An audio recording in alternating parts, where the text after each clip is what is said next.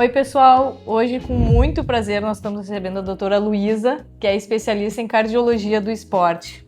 É uma convidada muito especial, é formada em medicina pela URGS, fez residência em cardiologia no Instituto de Cardiologia e especialização em ergospirometria e cardiologia do exercício no Hospital de Clínicas de Porto Alegre. Sócia fundadora da Strade Lab, hoje dedica-se à promoção da saúde cardiovascular em foco em prevenção, ciência e movimento, atendendo em Porto Alegre também de forma online. Conta um pouquinho dessa tua história, como é que tu entrou nesse mundo? Então, eu pratico atividade física desde sempre. Minha família é uma família de médicos, então essa coisa de entrar na medicina meio que aconteceu, assim. E aí, ao longo da faculdade, eu sempre gostei de cardiologia, mas sempre fui aberta a procurar outras especialidades, a entender melhor como é que funcionavam outras áreas. Mas acabou que fez iniciação científica e as coisas foram indo, eu entrei na clínica médica e aí acabei mesmo fazendo cardiologia. E no segundo ano de residência em cardiologia que eu fui descobrir, assim, que essa área da cardiologia do exercício existia, porque eu nem sabia muito bem que existia, nem sabia que tinha diferença entre medicina do esporte e cardiologia do esporte, e aí fui descobrindo, e nesse meio tempo surgiu no Clínicas a residência em ergospirometria, e eu até cheguei a pensar em sair de Porto Alegre para fazer a especialização, tem umas especializações em São Paulo, mas acabei entrando no Clínicas e, enfim, deu super certo, super me encontrei. O Anderson, que é o chefe da residência, hoje é meu sócio, né? Então, aí conheci muito mais sobre o método, que na verdade eu entrei na residência só assim, sabendo o nome do exame, nem sabendo muito bem como é que funcionava, o que fazia. Tive que, enfim, estudar um monte para realmente conseguir entender o que era tudo aquilo ali.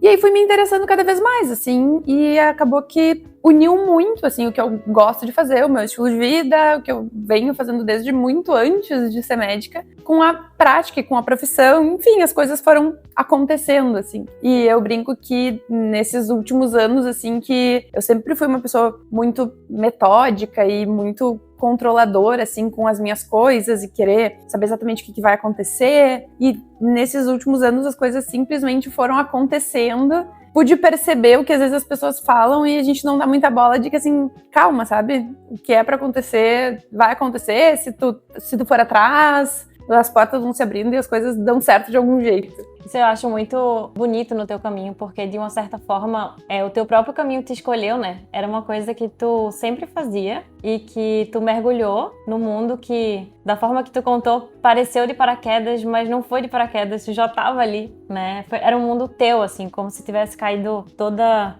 essa questão no teu colo, né? De uma maneira romântica falando, mas acho muito legal. Sim, essa conexão. As coisas foram acontecendo, assim. Muito bonito. Eu vou aproveitar aqui, então, tu não sabia o que era a cardiologia do esporte, então, o que é, né, a cardiologia do esporte? Tu consegue falar um pouquinho quando é que precisa desse especialista, para as pessoas saberem, né, quando que isso vai ser necessário, que tipo de atendimento, qual a diferença do cardiologista normal, o geral, para o cardiologista do esporte? Então, qual que é a diferença? Claro que quem faz cardiologia do exercício também faz cardiologia clínica, né? Trabalha muito com prevenção e com todas essas questões gerais, mas de forma mais específica, acaba sendo o profissional que entende mais das questões do atleta, assim, por exemplo, coração de atleta, essas alterações fisiológicas que a gente encontra, às vezes, quem trata e quem entende de alterações que aparecem com o exercício ou então de forma inversa, tem um entendimento melhor sobre como liberar um paciente que tem alguma cardiopatia, seja ela qual for, para a prática de atividade física, porque a gente, historicamente, na cardiologia, claro que agora isso vem mudando muito de uns tempos para cá, mas os cardiopatas, há uns anos atrás, e não é tanto tempo assim, se tu tem uma doença cardíaca, então tu não pode te mexer, né? Porque isso é arriscado, porque é perigoso. E a gente ainda vê muitos colegas, por desconhecimento, limitar o paciente. O paciente chega e pergunta assim, ai, doutor, eu tive um infarto, eu tratei tal e tal vaso, eu tô nessa situação, e aí eu posso fazer tal atividade? Assim, o que eu posso fazer? E aí, muitas vezes, a gente vê isso bastante no consultório, os pacientes sendo limitados de forma arbitrária. Por exemplo, tu pode chegar até a frequência cardíaca de 130, mas de onde é que a pessoa tirou isso? Ninguém sabe. Tem essa questão muito de alteração relacionada ao exercício, que às vezes, se tu não conhece, pode se confundir com cardiopatia, né? Isso até é uma coisa claro, muito mais relacionada a quem faz aí atividade física de muito alta intensidade por muito tempo, acaba sendo um nicho, assim, mas acredito que em termos de população geral, a maior importância é ser um médico que tenha a segurança de entender o quanto que tu pode liberar aquele paciente. O nosso principal objetivo é liberar o paciente o máximo que a gente conseguir, mas tudo com ferramentas. Tudo com dados. Por exemplo, teve um infarto, mas aí qual foi a consequência do infarto? Ficou tudo bem? Ou a função do coração ficou reduzida? Faz arritmia no esforço? Não faz? Então, entendendo de forma objetiva até certo ponto, né, qual que é a situação daquele paciente frente à doença dele, que a gente vai conseguir liberar mais, ou limitar, ou enfim, né, nesse sentido. Perfeito. Boa, né? Magnífico. Luísa, conta então, existe um limite saudável do exercício físico? Um momento assim em que a atividade física deixa de ser protetora, passa a gerar risco cardiovascular, ou isso é um medo da sociedade assim como um todo? Explica um pouquinho melhor pra gente. Essa é a pergunta de $1 milhão, né? Então, o que acontece? A gente sabidamente tem, falando de atividade física, uma curva em J do benefício do exercício, né, em termos de redução de mortalidade. Aonde que essa curva começa a descer da mortalidade e para de descer e começa a aumentar, ninguém até agora conseguiu descobrir, né? Tem vários estudos, vários braços, assim, tentando ter evidências de alterações, por exemplo. Se sabe que em homens que fazem atividade de muito alta intensidade por bastante tempo, tem a questão da fibrilação atrial, que tem um risco aumentado principalmente em homens que fazem atividade física, principalmente endurance, né, de muito alta intensidade. Esses estudos normalmente são feitos com atletas de esqui cross-country, que é um esporte nórdico que tem um esforço muito grande, né? Além disso, se tem evidência de que tem um pouco mais de calcificação coronariana com, de novo, né, atletas de alta performance, mas não se tem evidência de que esse aumento de calcificação leva a um aumento de infarto e de morte súbita. Então, se tem buscado muito nos últimos tempos esse entender até onde que vai esse benefício, mas o que a gente sabe é que essas questões todas de fibrilação atrial, aumento de calcificação coronariana, essas dúvidas, até tem pessoas que têm coração de atleta, que é o remodelamento pela demanda fisiológica, né? Isso por si só não é um problema, só que tem algumas pessoas que, provavelmente por alguma predisposição genética, entram numa zona cinzenta, assim, com alterações que se mesclam com cardiomiopatias. Mas tudo isso, todos esses resultados, essas coisas que eu tô falando pra vocês, são de atletas de alto rendimento, que fazem muita atividade física por muito tempo, e a gente sabe que isso é muito longe da população de uma maneira geral, né? O que acontece, e acho que isso é muito importante a gente diferenciar, é que a gente, com muita felicidade, assim, tem visto um aumento das pessoas fazendo atividade física. Corrida, principalmente, ganhou um holofote, assim, né? Tem um boom muito grande. Só que apesar de atividade física, seja aeróbica, seja resistida, ser muito protetora para o sistema cardiovascular e protetora, enfim, de todas as maneiras, de forma crônica, ela, agudamente, quando tu vai correr, tem um aumento da demanda metabólica, né? Tu tem um aumento do trabalho cardíaco, precisa trabalhar mais, e o que acontece é que muitas vezes as pessoas têm doenças não diagnosticadas. Cardiopatia isquêmica, a gente sabe, né, é a principal causa de morte no mundo, a principal causa de morte no Brasil. As pessoas, muitas, têm hipertensão não diagnosticada, colesterol elevado não diagnosticado, porque são doenças assintomáticas. A gente tem estudos, tem um estudo mais antigo, eu peguei, agora estava guardado em algum lugar na minha memória, de que das pessoas que têm hipertensão, metade tem ela diagnosticada, dessa metade que tem ela diagnosticada, metade trata, e da metade que trata, é metade que é bem controlada. Então imagina a quantidade de gente que está fazendo atividade física sem ter doenças que são um fator de risco para doença cardíaca controlada, ou que tem vaso entupido, tem que são problemas que não aparecem quando a gente está caminhando, quando a gente está sentado, e aí tu vai pedir mais pro teu coração e ele não vai conseguir dar. Essas mortes, a gente tem visto muita notícia atualmente de falecimento de atletas, né? Enfim, tanto em futebol, em corrida, até em triatlo, e isso é algo que nos assusta muito, né? E acho que aí é uma opinião pessoal mesmo, eu acredito não que tenha mais casos acontecendo, mas sim que tem sido mais noticiado, né? A gente tá numa era em que tudo é noticiado, a gente tem muita facilidade, assim, com a internet, e esses casos todos são casos dessa segunda coisa que eu falei pra vocês, né? De doenças que não são diagnosticadas.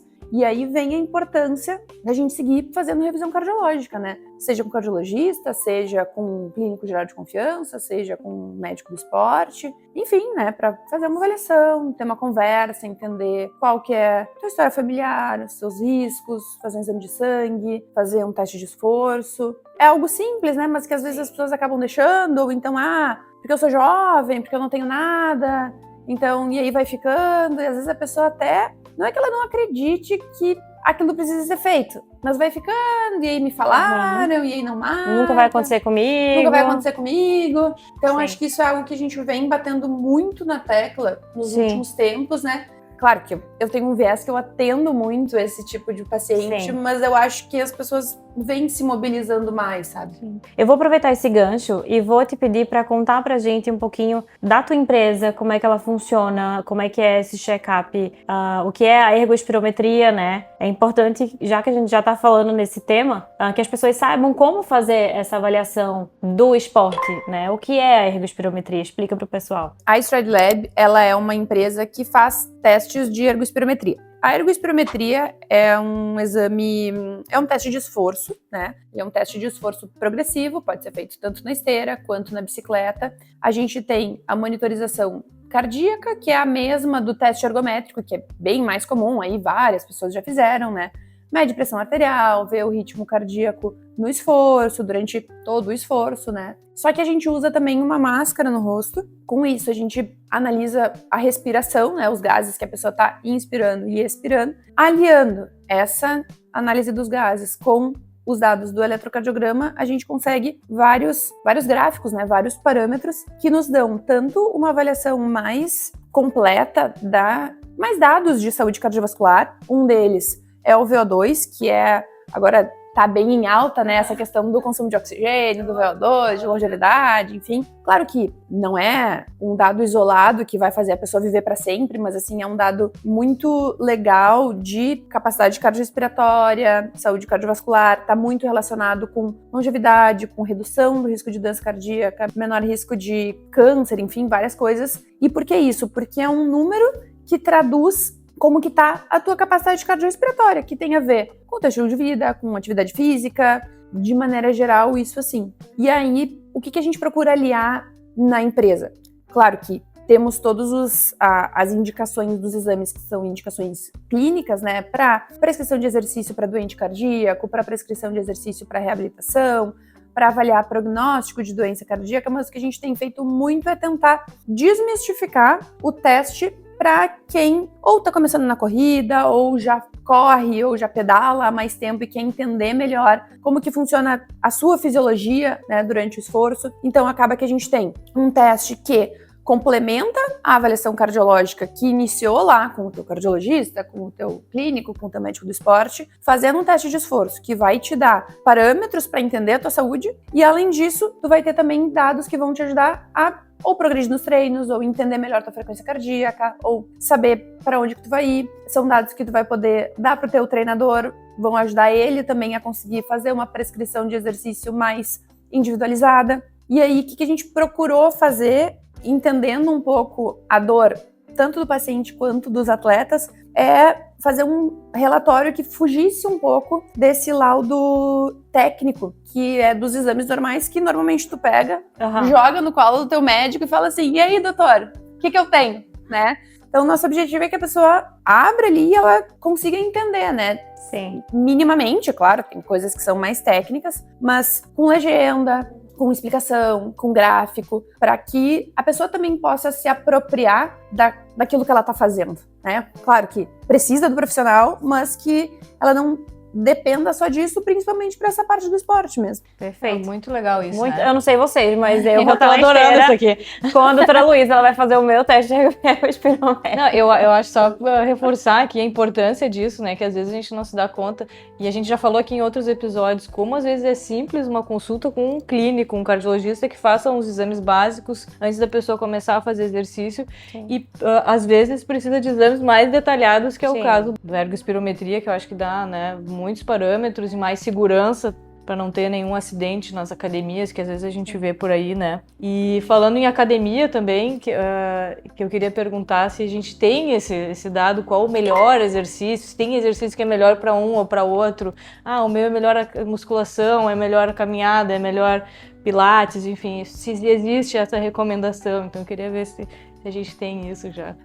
Só voltando um adendo, a gente está falando de coisas super complexas da ergospirometria, enfim, mas como tu falaste, Débora, assim, uma consulta com um cardiologista e um eletrocardiograma, que é um exame que custa, assim, muito mais barato do que exames mais rebuscados, já são uma triagem muito importante, né, e já, inclusive, conseguem diagnosticar doenças que causam morte súbita. Então, é claro que coisas rebuscadas e a gente colocar um pouco de nutelagem, assim, é interessante, é legal, acaba que a gente tem também mais vontade, né, de ir atrás, mas lembrando que para quem não tem todo esse interesse, ou para quem às vezes nem tem essa disponibilidade, ou que não tem, às vezes a gente está falando de uma população muito grande, tem gente que não tem dinheiro, né? Sim. Uma consulta clínica e um eletro já nos tiram muitas dúvidas. Muito. Mas falando de atividade física, a melhor é a que se encaixa na tua rotina.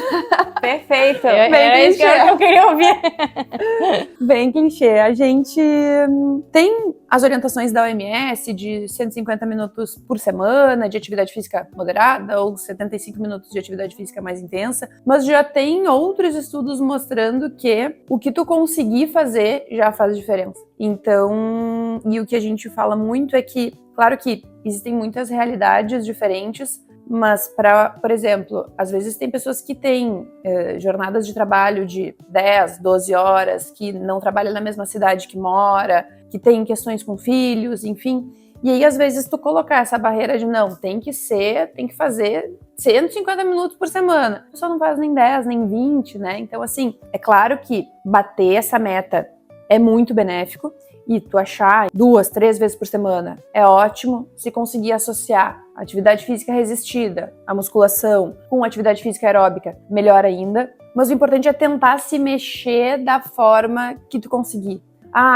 O que eu consigo fazer é, ao invés de ir de carro para o trabalho, é ir caminhando. Eu vou caminhando 20 minutos, volto 20 minutos. Perfeito, já é um começo. Então eu acho que às vezes as pessoas se valem dessas barreiras, assim, para seguir na sua zona de conforto. Não, eu não consigo ir na academia 3 vezes por semana, não vai ter como, mas aí não vai 3 vezes por semana, no final de semana também não faz nada, daí também vai, todos os transportes que faz são no carro, ou enfim, sem se mexer, passa o dia inteiro sentado. Então acho que entre o sedentarismo e o que seria ideal para todo mundo, tem assim, um mundo que é o que a gente pode explorar. E tu falou do final de semana, né? Tem um estudo recente agora que mostra, tu pode falar bem melhor do que eu, que não atletas, mas pessoas que conseguem fazer exercício só no final de semana é muito melhor do que pessoas que não conseguem fazer exercício nenhum horário da semana. Então,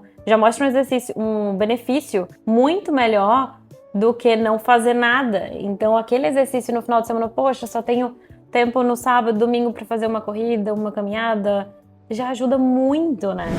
Com certeza vocês veem isso também de prática de consultório, assim. É claro que exercício, ser ativo e praticar exercício físico, a gente sabe que são coisas diferentes, mas como tem muita diferença, assim, 2 pessoas que não fazem exercício físico mesmo, mas uma é lá, o senhorzinho que tá sempre fazendo isso, fazendo aquilo, vai no mercado, tem uma horta, caminha, nanã, e aí o outro é um outro senhor que aí mora na cidade, não sai do apartamento, ou então faz tudo por ali. Como essas 2 pessoas são diferentes, né? A gente vê que elas têm capacidade cardiorrespiratória diferente, elas têm até massa muscular diferente, enfim, então realmente existe um mundo entre o que é ideal e o ser totalmente sedentário. Sim, fora que o nível, assim, a quantidade de fato muscular que a gente tem de quadríceps tem uma certa relação com longevidade, com muitos outros fatores incluídos aí nessa questão, né? Mas também tem isso até para uma pessoa idosa levantar de uma cadeira, pegar algo no armário. Poxa, isso muda tanto a funcionalidade, né? No dia a dia a gente vê nos nossos pacientes, assim, muda bastante. Então, mais uma aqui, Luísa. Tem uma pergunta que eu recebo bastante de pacientes que fez um exercício intenso, que exames que podem alterar, que não necessariamente sejam um problema, assim, existe isso, assim, né, para o nosso conhecimento e também para os pacientes ou pessoas que possam estar nos ouvindo, né, fiz um exercício muito vigoroso, uma trilha, né, que não é acostumado a fazer, né, volta e meia alguém faz, veio esse exame alterado, é normal, pode ser assim mesmo. Cardíacas, eu acho que é o que mais acaba deixando as pessoas em dúvida, mas principalmente no ambiente de emergência, é a troponina, né? A troponina é um exame que mostra a lesão cardíaca, que a gente usa para diagnosticar infarto, enfim, outros danos cardíacos, mas que pode alterar sim, principalmente quando tu faz exercício mais intenso, assim, de endurance, corrida por muito tempo, e não necessariamente isso também. Já tiveram alguns estudos, assim, tentando entender se essa alteração é porque causou um dano cardíaco, que seria ruim, mas também tem estudos mostrando que é só um aumento da permeabilidade ali celular e que é algo que acontece e depois vai voltar ao normal. Acaba confundindo muito, assim, o atleta, uma pessoa comum, assim, tava lá fazendo muita atividade física, teve uma dor no peito, foi na emergência. E aí, daí a troponina tá alterada. Isso acontece, a gente acaba tendo que lançar mão de outros exames para entender. A CPK, que é também outro exame de enzima muscular, que também pode alterar com exercício muito intenso. Claro, se está muito alterado, isso fala sobre lesão muscular e musculatura periférica mesmo. E aí, sim, pode ser um problema, mas discretamente alterado é algo que pode acontecer. Acho que de coisas mais básicas, assim, são essas. Faz, enfim, maratona ou essas provas muito longas, se tu for fazer uma função renal, pode estar um pouco alterado, porque tu está mais desidratado, né? Claro, a questão dos eletrólitos também, que agora está super em alta, pode alterar um pouco, mas a menos que seja um insulto muito grande, são coisas que elas vão se organizando depois, né? Tu vai fazer repouso, tu vai te hidratar, tu vai comer bem, tu vai dormir e tendem a voltar para a normalidade. Eu não sei vocês, eu tô aprendendo um monte aqui hoje. Também. Qual conselho você daria para as pessoas que querem começar a correr, que nunca correram e querem começar a correr, assim, sair do sedentarismo? Bem simples e direto, para começar a correr é alternar caminhada com corrida. Aí pode ser na esteira, pode ser na rua. Se não consegue 1 minuto correndo, 30 segundos correndo, 5 minutos caminhando, mais 1 minuto correndo, mais um pouco caminhando, e alternando, aumentando a quantidade de corrida, diminuindo a quantidade de caminhada. E claro, o ideal sempre é procurar uma orientação. Às vezes o básico do início, né, tá ali na academia, quer fazer um pouco de atividade aeróbica. O ideal é isso, o ideal, assim, para o nosso sistema cardiovascular mesmo se acostumar, e aí alternando, assim, devagarinho. Perfeito, eu tô nessa fase, caminha. Eu tô na fase do 0 corrida, que aqui não consigo mais. Estamos com cora aqui. Eu vou também... A gente tem um quadro no nosso podcast, que é a pergunta do consultório. E a pergunta de hoje que a gente selecionou é sobre o uso de anabolizantes, que também é uma questão, né, que muitos pacientes, pessoas, enfim, nos perguntam qual é o risco, né? Muita gente usa e não fala. Então, queria que você pudesse falar um pouquinho sobre o uso dos anabolizantes. Bem preocupante isso, na verdade, né? É um assunto, que bom que tu tocou, Débora, porque é um assunto tá bem em alta. Tiveram muitas notícias dessa questão de como o uso de anabolizante faz mal, não só pro coração, né? Faz mal pro coração, faz mal pro fígado, faz mal pro rim, faz mal pra... Enfim, uma quantidade de testosterona que sim dá aumento de disposição, sim dá aumento de massa muscular, mas com muitas consequências, né, relacionadas a isso, alteração psiquiátrica, enfim, a gente pode fazer um outro podcast para falar sobre isso. Falar disso, Tô dentro. Mas eu acho que mais preocupante, é claro que isso é muito preocupante, a gente já vê isso dentro dos ambientes de academia, existe uma distorção de autoimagem, né? Às vezes a gente atende paciente que faz uso e que ou tá assim naquela, querendo fazer uso, mas em dúvida, daí vem te questionar. Claro, tu apresenta todos os riscos, diz que não existe dose segura, porque realmente não existe. E aí a pessoa vem e te diz assim, mas é que daí eu tô lá fazendo, sei lá, 3, 4, 5 vezes na semana, mas eu não consigo chegar na imagem que eu quero. Porque na verdade a imagem que a pessoa quer é a imagem que ela vê dos pares de algo que não é fisiológico, né? Isso eu acho que é algo escrachado, que a gente consegue enxergar. Mas além disso tem a reposição hormonal, o chip da beleza, o soro de não sei o que são...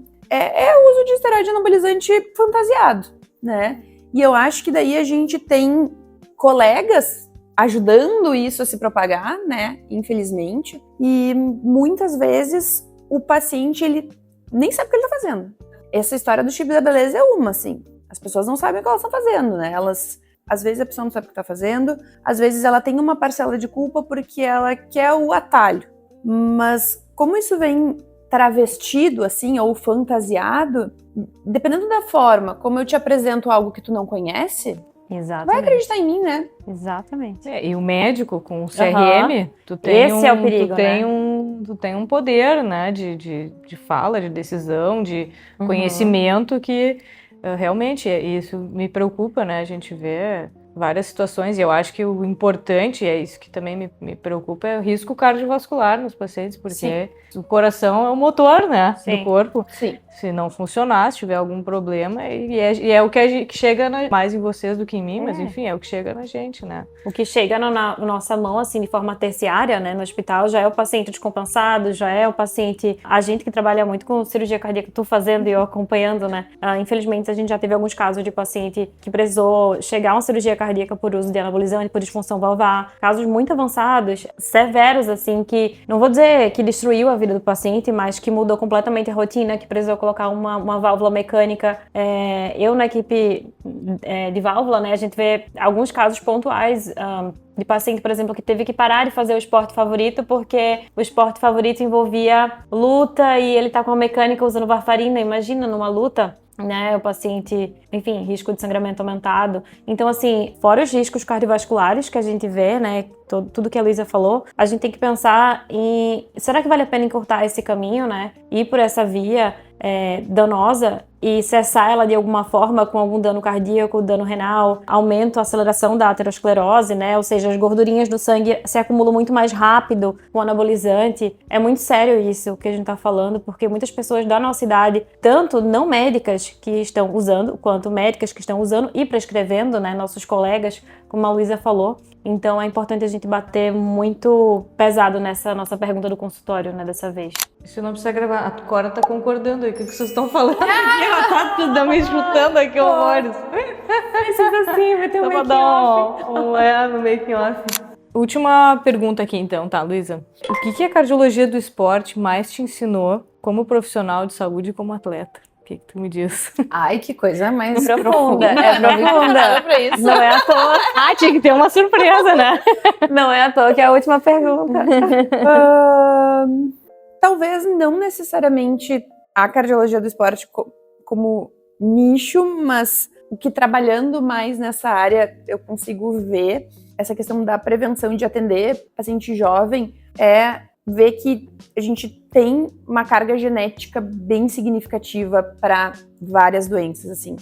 Agora, principalmente falando de colesterol elevado, pressão alta, e como é difícil convencer aquele paciente, aquele atleta, enfim, aquela pessoa que é saudável, que vai no nutricionista, que é magro, que faz atividade física, que não tem absolutamente mais nada de medida não farmacológica, né, para mudar. E daí tu tem que dar aquela notícia para a pessoa e ao mesmo tempo que tu tem que ser firme para mostrar que sim, é preciso ter uma mudança para que lá na frente não tenha uma consequência maior. mas também precisa acolher aquela pessoa, porque, assim, eu me coloco também um pouco no lugar. A gente é médico, a gente sabe que as medicações estão aí para nos ajudar e que as doenças, elas acontecem e que ruim, mas que bom quando elas têm tratamento. Mas ninguém gosta de tomar remédio, né? Vamos combinar. Então, acho que isso de tentar entender a forma de abordar esses pacientes, principalmente porque a gente tá numa era muito assim, é reposição, é vitamina, é suplemento. Soro da imunidade. E aí, quando chega na hora de falar, vocês também com certeza passam por isso, quando chega na hora de falar da rosuvastatina, Deus me livre. Por que eu preciso tomar isso? Eu não sinto nada, né? Então, claro, de zilhões de aprendizados, eu acho que isso é um aprendizado diário, assim, de tentar conquistar esse paciente da mesma forma que o colega que prescreve um manipulado desse tamanho consegue fazer a pessoa ir na farmácia e gastar R$1.500 com uma coisa que ela nem sabe para que serve, é tentar mostrar, né, que sim, existe evidência, a medicina séria tá aí para nos ajudar, que a gente quer evitar ao máximo com prevenção, que tu não fique com uma lista desse tamanho de remédio, mas que de vez em quando é necessário e é melhor, sabe? Achei bem profundo. Muito bom, né? Maravilhoso.